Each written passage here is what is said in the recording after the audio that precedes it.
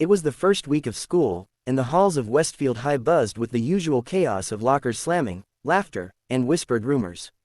Students were adjusting to new schedules, new classmates, and a new teacher. Ms. Rachel Anders walked through the doors carrying a simple leather bag and an air of quiet confidence. She looked ordinary, maybe even too ordinary, for a high school filled with restless teenagers who thrived on testing boundaries. But Rachel carried a secret that no one could have predicted. Beneath her calm smile and professional attire lay the instincts of someone who had spent years in the harshest corners of the world, trained to survive and protect against danger, a former combat special forces operative. From the very first day, a notorious group of bullies led by a boy named Dylan took notice of her. He was used to controlling the school with intimidation, pushing teachers, mocking students, and laughing when authorities seemed powerless. The idea of a new teacher who refused to be intimidated was foreign to him. Rachel quickly earned the respect of most students with her firm but fair approach, helping struggling kids, listening without judgment, and insisting on discipline for repeated misconduct. But Dylan and his crew saw her as a challenge, a target to assert their dominance. It all came to a head on a bright Friday afternoon.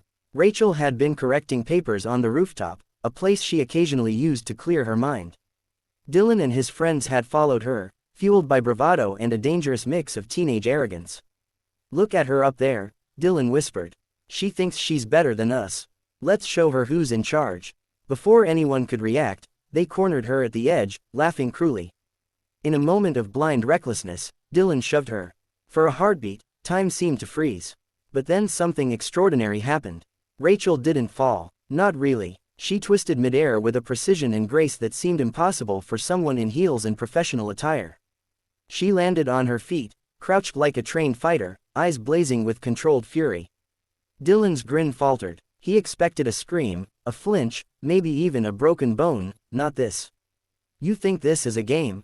Rachel's voice was calm, but it carried the weight of authority that no teenager could ignore. In seconds, she disarmed Dylan's bravado.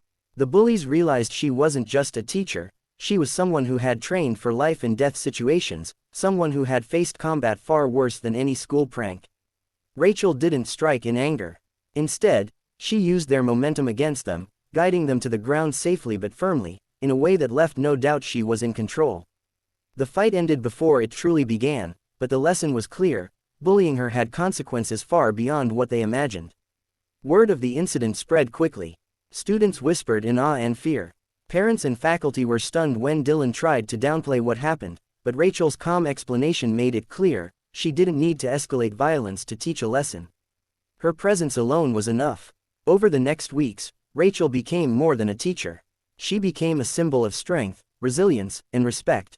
She helped Dylan and his friends understand the consequences of their actions, but she also showed them compassion, the same discipline and care that she had used in training soldiers. Slowly, the bullies transformed. Dylan even apologized, not out of fear, but out of genuine understanding. Rachel's story became legendary at Westfield High, a tale students would retell for years: the teacher who looked ordinary but held extraordinary strength, courage, and wisdom. More importantly, she taught them something. Far deeper than fighting or self-defense, she taught them the value of respect, integrity, and the courage to face challenges head-on. By the end of the year, the school felt different. Students were kinder, more supportive, and aware that their actions carried weight. And Rachel, walking through the hallways with the same quiet confidence, smiled to herself. She hadn't come to prove a point, nor to seek recognition. She had come to guide, to inspire, and to remind everyone that real strength isn't just physical, it's in how you face life, protect others, and stand firm in the face of danger. And as for Dylan and the others, they never forgot the day they tried to push a teacher off the roof, and learned that courage and experience could never be underestimated.